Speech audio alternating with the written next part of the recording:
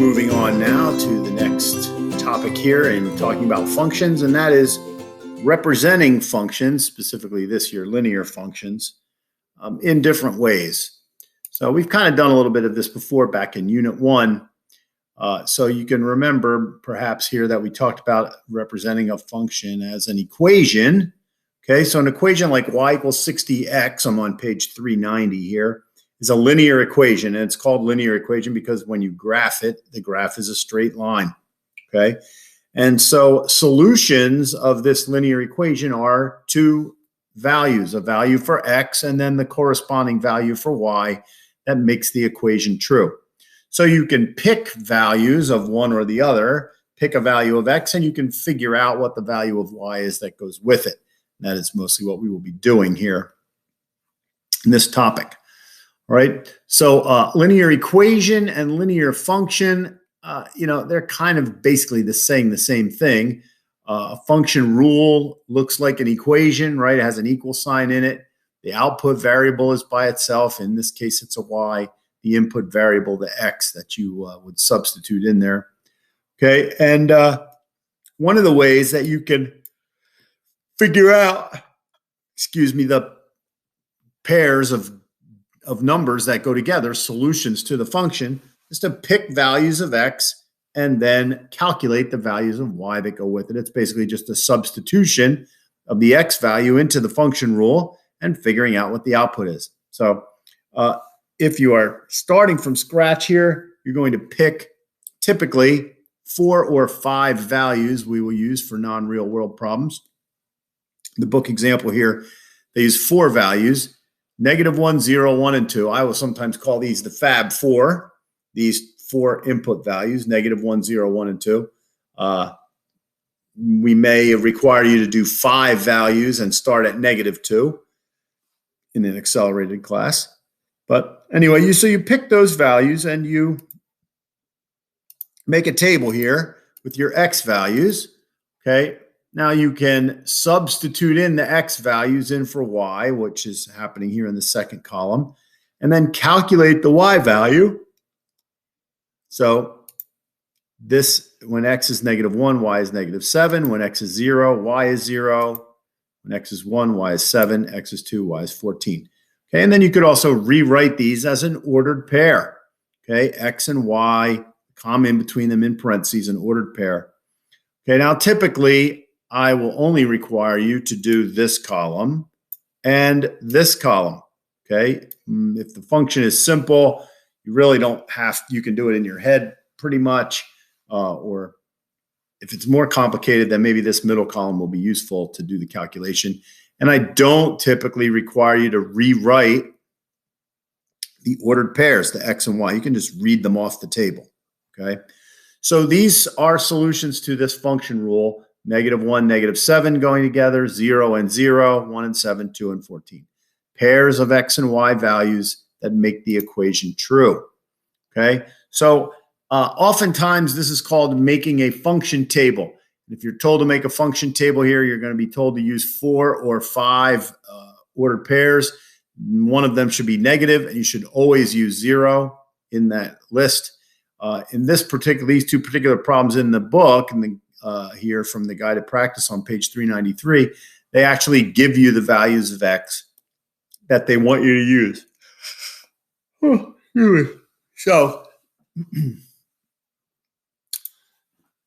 So fill in the function table here for x plus 7. Now x plus 7 is such a simple function rule that I'm not going to even put in the substitution steps here, okay? So -1, that's not true. I should put them in. -1 plus 7.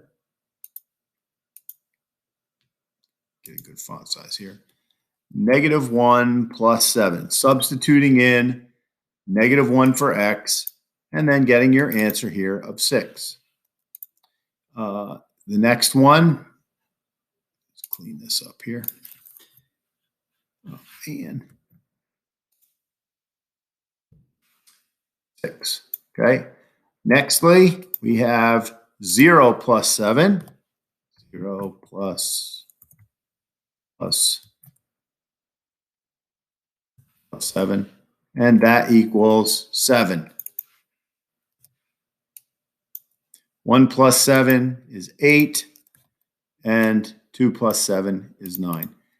Now, with all of these linear functions that we're dealing with here this year, you will see very clear patterns here. If these x values are in a pattern, then, and especially if you use -1, 0, 1, 2, then you will see the y values will also be in a pattern. In this case, it goes up by 1 each time. Over here, number 2, a little more complicated. So now we have 2 times -2 in for x minus 3. So this one's going to be -4 minus 3. That's -7. Be careful with your keep change there. When x equals 0, it's 2 times 0 minus 3. And that equals -3. Then we substitute in 2 times 2 minus 3. 4 minus 3, also known as 1. And lastly, 2 times 4 minus 3. And 2 times 4 minus 3 is 5. Okay, so notice that they did not use the fab 4 here. They instead used -2, 0, 2, and 4 instead of -1, 0, 1, and 2. If you put in 1 and -1, you'd see that they would come out in the middle of these. Filling in a function table. Okay, now, sometimes you're not given the table. You just get write a function table. All right, so when this is the case, you don't have to be all fancy, okay? Simple vertical line, okay? Simple vertical line for your table. Labeling your variables, x and y. And if it's really a simple function like this one, x plus 5, and again, you can not have to put that middle column in there. All right, so I'm going to pick my x values, the fab 4, -1, 0, 1, and 2. And when x equals -1, -1 plus 5 is 4. 0 plus 5 is 5. 1 plus 5 is 6. And 2 plus 5 is 7. We calculate the y values for each x value. Some people might want to put this line here also, but you do not have to write lines with a ruler, okay? Freehand is fine. Don't spend a lot of time doing that kind of stuff, okay? So this one we will draw a line like this, freehand, okay? My writing with my mouse is bad, though. Here's x and y. Okay, now this time, because this is a little more complicated, let's go ahead and put in the middle column here. Y equals 3x plus 6, okay? And then you'll have your final column here of y values. So we'll make this one a 3-column table. The important values that you're going to need to get are the x and the y values. So we pick the x values. Again, we will pick -1, 0, 1, and 2. It asked for 4 solutions. Okay, then we will substitute. So 3 times -1 plus 6. That equals -3 plus 6 is 3. We do 3 times 0 plus 6. It's going to be 6. Then we're going to do 3 times 1 plus 6, which is 9. And lastly, 3 times 2 plus 6, which is 12. Okay, so use the order of operations here, obviously, when you are evaluating the functions, and fill in your table like so. So your solutions are the x and y values that go together. It says in the book here to write the solutions as ordered pairs. We're not going to have to do that. Okay, we will just leave them in the table. You can read off the X and Y values in the table. All right. So the next thing to do then is to graph a function. Graph a function. And a graph is another way to show all of the X and Y coordinates, or all of the input and output values that go together that make the equation true. The graph is a representation, a visual representation of every single X and Y combination that makes the equation true. All right, so you're told to graph f of x equals negative 2x plus 5. So we can use function notation or y, right? They're interchangeable. So if you think about it, when you're graphing it on the coordinate plane, y is your vertical axis. So we'll switch it to y. It doesn't really matter, okay? All right, so then the first thing we're going to do to graph here is to pick a table of values. We're going to pick the values to use for x. We'll use the Fab4, right? So negative 1, 0, 1, and 2, Fab4.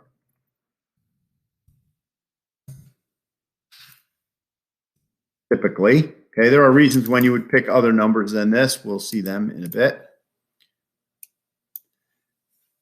Then substitute those values into the, whoops, changed my function here. Substitute those values into the function.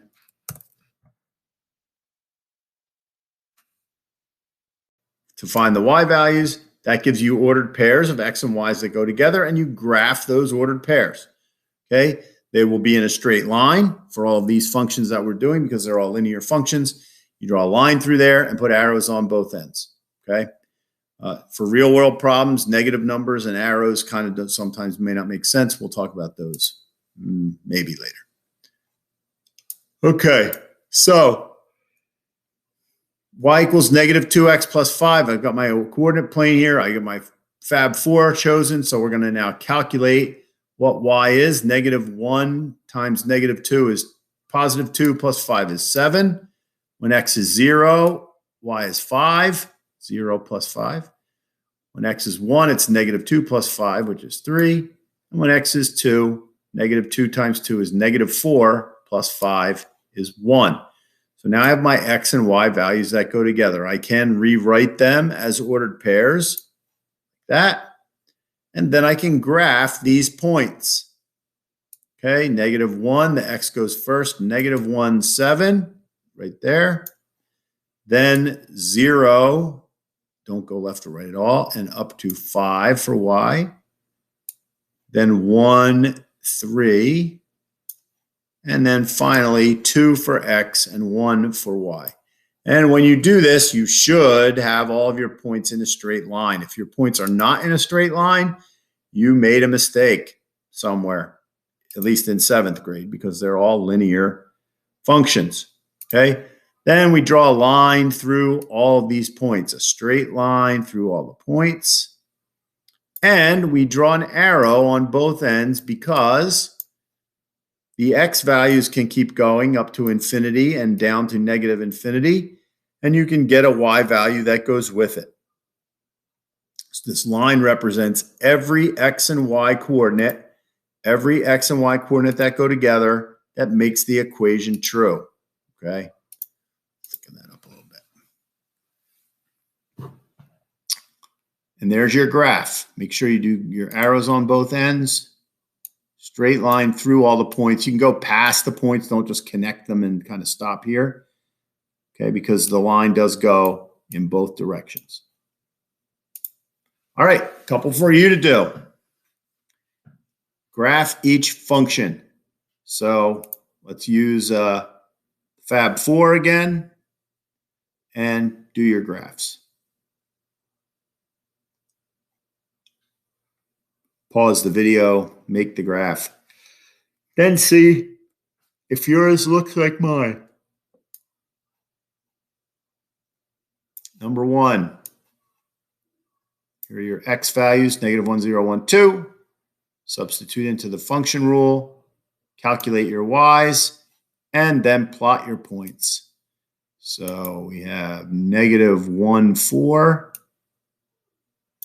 0, 5, 1, 6, and 2, 7.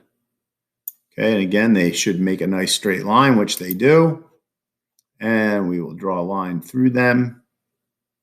It's going to go like this.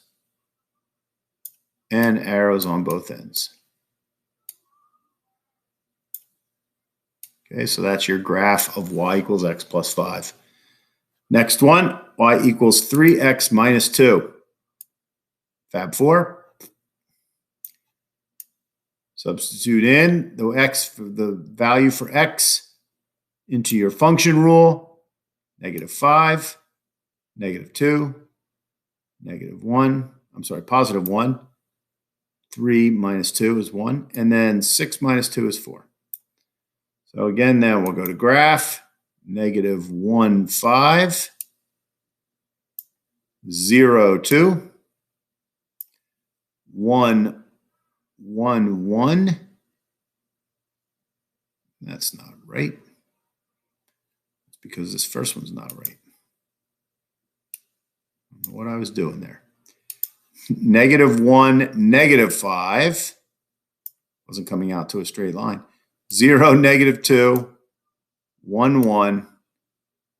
And 2, 4. My mouse pen is just terrible. And we can draw a line now through these points. And arrows on both ends. Your graph of y equals 3x minus 2. And basically any point on this line, if you pick the x value, and of course you can't tell what they are when there are fractions in between, but you pick that x value, let's say this was, 1 and 1/3 or 4/3, and you put 4/3 in there, and you should get, y equals 2, and you will, 4 minus 2. Okay, so the graph shows you every combination of x and y that make the equation true. All right, this one a little bit different. It has a fraction in front of the x, okay, which you're going to find is very common here in algebra. F of x equals 7 minus 1/2 x, all right? Now in this problem, I'm not going to use the Fab 4. Instead, I'm going to be smart, and I'm going to choose x values that will not give me a fraction when I multiply them by 1/2. So what are those x values going to be? -2, 0, 2, and 4. Multiples of 2. If I use multiples of 2 for x, then when I multiply them by 1/2, I get a whole number, right? 1/2 times -2 is -1, and 7 minus -1 is 8. Put a 0 in, then it's going to be 7. That one's easy enough. 2 times 1/2 is 1. 7 minus 1 is 6. And 1/2 times 4, 1/2 times 4 is 2. 7 minus 2 is 5. Right? Again, if you're not sure where these numbers are coming from, you can make that middle column and substitute and show all that arithmetic. Don't really require you to do that. Okay? -2. Now we'll plot the points, the x and y coordinates going together. -2 for x, 8 for y, 0 and 7. 2 and 6, and 4, 5. There's my 4 dots. Here's my straight line. Through the points, arrows on both ends.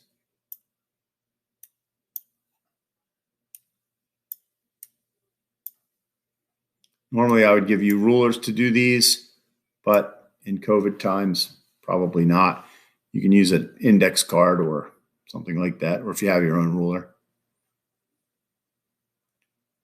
And our last one, f of x equals 2/3 x plus 5. 2/3 x plus 5. Eek. All right, so this table is all the way done out for you. What values of x are we going to want to use here? Actually, I think I'll save this one. We'll do this one in class. We will start with this one in class. We'll be done here for now.